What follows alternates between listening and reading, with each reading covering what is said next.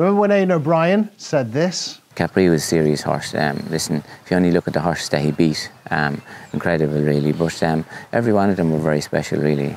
And here he is, Capri, the gorgeous grey, winner of that 2017 St Leger, the likes of Crystal Ocean, Stradivarius, Rekindling and Coronet and Defoe, all subsequent Group 1 winners behind him. 10 years old now, and he's standing here as a National Hunt sire at Willow Wood Stud in Cheshire.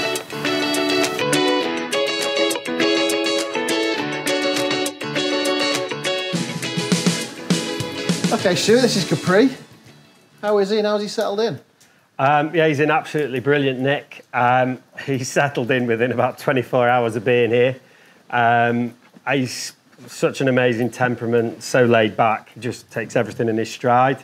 I've been quite fortunate because we've been sent a 3-year-old to break in, and I know it's not a broad spectrum of many of them, but the one that we've had to break in, and we've also had a couple of foals over the last 2 or 3 years by him, and very much like himself, you know, real rock-solid temperaments, and they're just good doers, because if a horse is laid back, he then eats and rests, and eating a lot and resting a lot are the 2 most important things at growing. Obviously, Aidan O'Brien said that he's hard to pick between his 7 winners, but he would be up there because of the horses that he beat on that occasion and what they went on to achieve. I mean, that's an advert in itself for him. Yeah, 100%. I mean, Aidan O'Brien's a genius, as we all know.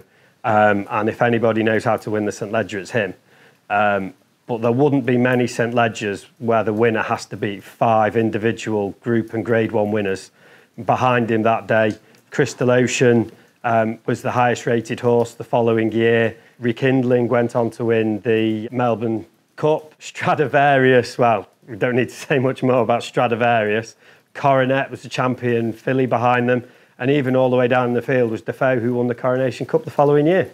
He's from an incredible family where they've all been high achievers. My birthday's the 30th of July, and we always end up very invariably in a pub having a few drinks, and Galway's on, or Goodwood's on.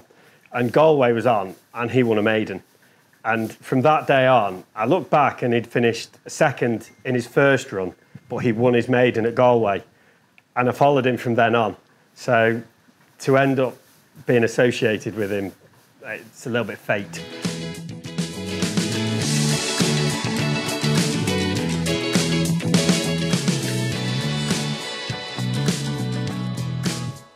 Right now, he's on downtime because the covering season's finished. So he just, you know, a couple of hours in a paddock, in-hand walking, a lot of time spent in his box just eating hay and watching the days go by. But during the covering season, we'd cover anything from just 1 mare to maybe even 3 mares in a day.